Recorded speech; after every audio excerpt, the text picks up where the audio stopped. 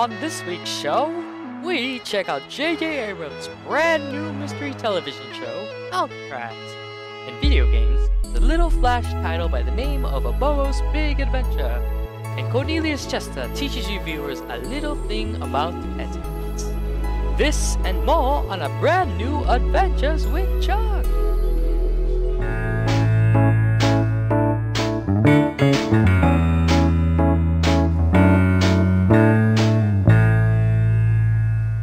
What's up, Adventure Seekers, and welcome to the very first episode of Adventures with Chuck. I'm your host, Chuck Jose, and thanks for watching. Adventures with Chuck is your weekly dose of everything movies, television, video games, and whatever crazy stuff I can get myself into. This is the pilot episode, so things are going to be kind of shaky right now, but bear with me. As the episodes go on, it's going to get better and better. So for now, sit back, relax, and let's go on an adventure. This is Proper Etiquette with Cornelius Chester. Today's lesson, tipping one's hat. When tipping one's hat, one must make sure to be pointing in the right direction. Let us find a nice lad to help us out. Oh look, there's one. Yes, hello. Now pick up a hat. A black hat. Mighty fine. Now demonstrate what not to do when tipping one's hat. See what he did there? He tipped his hat to the right. No. He not to the left. Oh, okay. Now you're just... Now you're just begging for money. There you go. You must always tip one's hat in the direction of the camera. This has been Proper Etiquette with Cornelius Chester.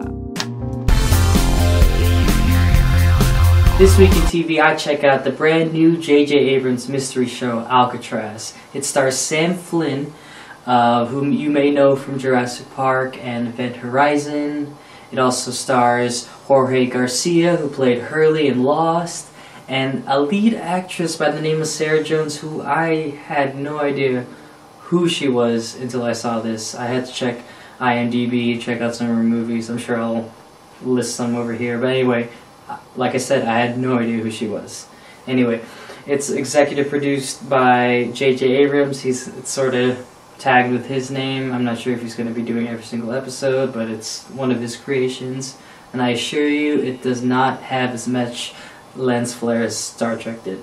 The show begins with the premise that what you think about Alcatraz isn't necessarily true. What we think is the prison officially closed in 1963 or 8, I forget the number, and the inmates got relocated to somewhere else, but in all actuality they vanished somewhere into thin air. Some of the guards, even some of the staff, all vanished. All that was left were 2 guards who were supposed to shift with the previous 2, but they vanished to somewhere. And so for 40 years? Some really long time.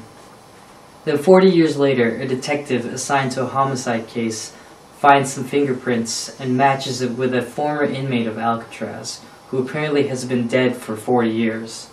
She gets real curious because a government official played by Sam Neill comes along and starts interfering with her research and investigation. And because of that, she gets even more curious. She contacts this author of a book played by Jorge Garcia, a doctor who's also a comic book aficionado. But he also wrote this book about Alcatraz, researched all the inmates, all the prison guards, their story, what they were in there for, everything. So he pretty much is the expert. Throughout their investigation, they find out that the man is not only killing people, but he also hasn't aged one bit since the disappearance.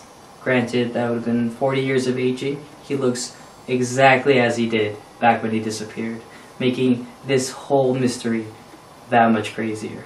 Anyway, they finally team up with Sam Neill, and they begin a epic investigation and trying to find out, because all these inmates are coming are going to be coming one by one, and they need to stop them and find out what the heck is going on. So what did I think about Alcatraz? Call me biased just because I live 15 minutes away from San Francisco, but I'm actually kind of digging it. It's got everything I want: suspense, murders, leaving more questions than answers. That's exactly what I want. I don't want to know anything up front. I want to find out through the journey of the show.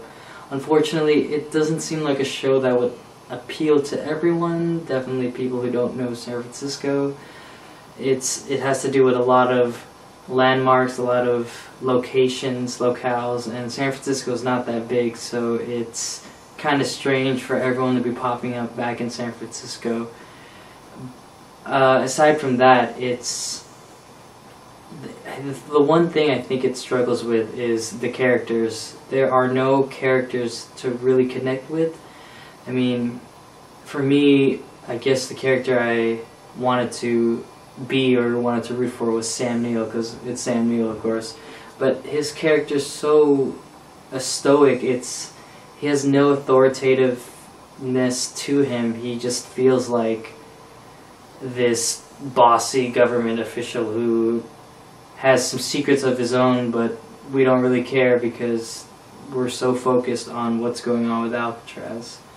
As far as the lead actress goes, Sarah Jones, she is leaving me wanting more. She doesn't really give me that lead actress vibe. She's feels very B film-esque acting. I need to feel like she really wants to find out what's going on with Alcatraz, but she just is this very one-sided cop figure who doesn't really give me that much motivation. So there's that. And not to mention Jorge Garcia's character, who basically is acting like Hurley from Lost. It's basically Jorge playing Hurley again. This quirky comic book aficionado who just has his one-liners and is, oh, I'm not ready, I don't think I can do this, and I just wrote a book about Alcatraz, yet I'm so afraid of murders and everything. I had to research convicts, and I just randomly wanted to do, his character seems very forced, and it's unfortunate because I love Jorge Garcia, and I basically want more Lost. This show made me want more Lost. I don't really care so much. I mean, I'm sure we'll find out some bigger picture later on, but for now, I'm kind of, maybe I'll give this a couple more episodes, but we'll see how I feel. Maybe I can go back later and give you an update on my interest with Alcatraz. But for now, check it out. It's fun. It's nice change. I mean, it's San Francisco, so I'm biased, of course. Anything about San Francisco, I will watch. But yeah, that's been my review of Alcatraz. Now we will learn how to properly receive an alcoholic beverage. Let's get the same lad from before. Ah, there you are. Hello, hello. Ooh, a tequila. My favorite. First pour the shot. Then demonstrate what not to do.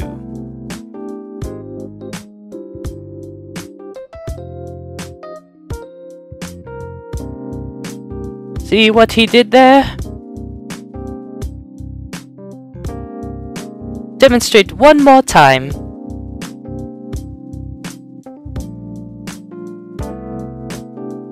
Still not right. One more time.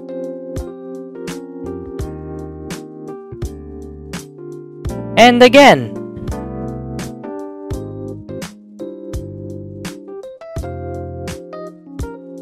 No, no, no. One more time. And again. One more. Still not doing it. There you go. When taking a shot, one must make sure to point one's pinky. Our lad will now demonstrate the proper way to consume alcoholic beverage. Bingo. Pinky in the air. This has been Proper Etiquette with Cornelius Chester.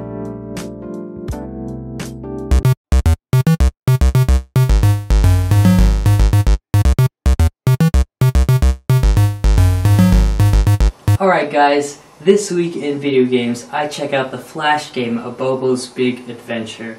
Now, Abobo, if you don't know, is one of the bosses in Double Dragon for the NES, and I guess the arcade system.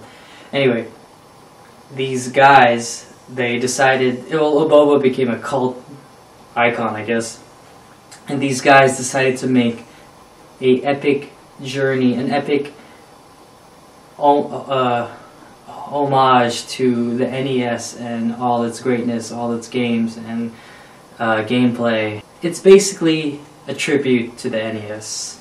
Now, the story is simple. Abobo, the weird crazy guy you're seeing right now, his son, Aboboy, got kidnapped or got taken, and basically he is on a journey to come save him. You're going to be going through all different types of gameplay that's ranged in the NES, such as beat-em-ups, shooters, underwater platforming, top-down dungeon exploring, the whole shebang. It is the ultimate tribute to the NES, and it's amazing. If you have the opportunity, I highly recommend you play this with the original NES controller to get the full nostalgic factor out of it. I mean, granted, not a lot of people grew up in the NES days, so you might not have the same memories when playing these games, but I assure you, if you are a lover of video games, you definitely need to check this out. It is a labor of love project, and you can tell it's unlike any it pushes the boundaries of what you think Flash games are, and it's amazing. Alright, that about wraps it up for the very first episode of Adventures with Chuck. I hope you guys had a good time. I know I did. Make sure to check us out at www.adventureswithchuck.com. Make sure to follow us on Twitter at twitter.com/adventurewchuck. And also like us on Facebook at facebook.com/adventureswithchuck. I'm your host, Chuck Jose, and it's been a pleasure, and I'll see you guys next week.